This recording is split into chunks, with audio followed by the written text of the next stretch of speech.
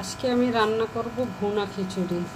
প্রথমে পরিমাণ মতো তেল দিয়েছি, এখন তেজপাতা দিলাম কয়েকটা। এখন দিব দারচিনি, ছোট এলাচ, গোলমরিচ।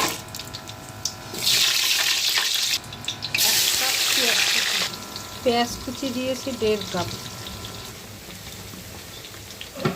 পেঁয়াজটা আমার মোটামুটি বেরেস্তা হয়ে গেছে। এখন হলুদ গুঁড়া দিব 3 টেবিল চামচ, মরিচ গুঁড়া 1.5 টেবিল চামচ। এখন অল্প একটু পানি দিয়ে কষাবো।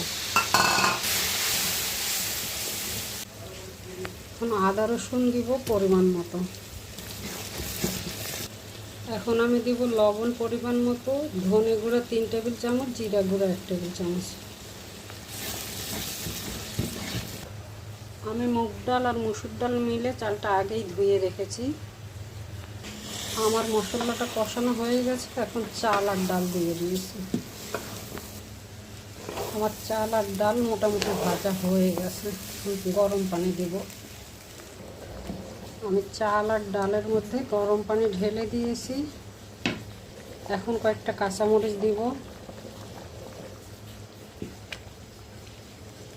এখন ঢাকনা দিয়ে ঢেকে দেব।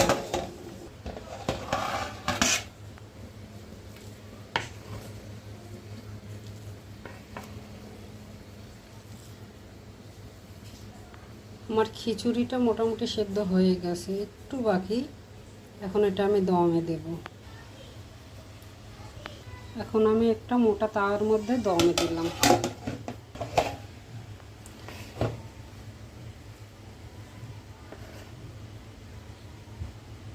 একদমে ঝরঝরে পারফেক্ট ভুনা খিচুড়ি হয়ে গেছে। হয়ে গেল আমার মজাদার ভুনা খিচুড়ি।